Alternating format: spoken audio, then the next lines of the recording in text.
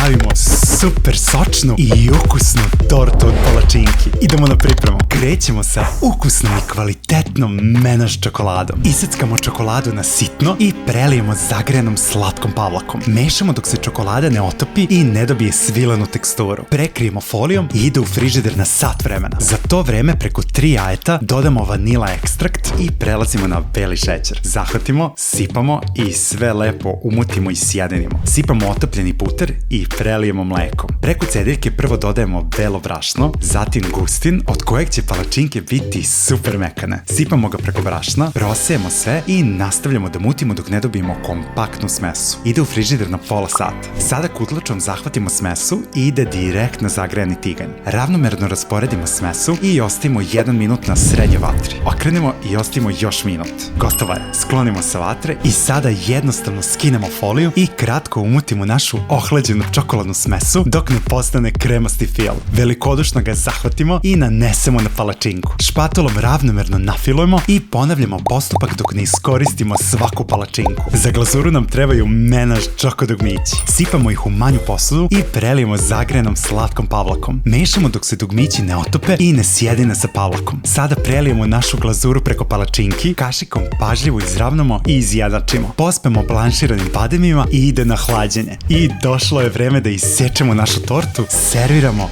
i uživamo. Prijatno!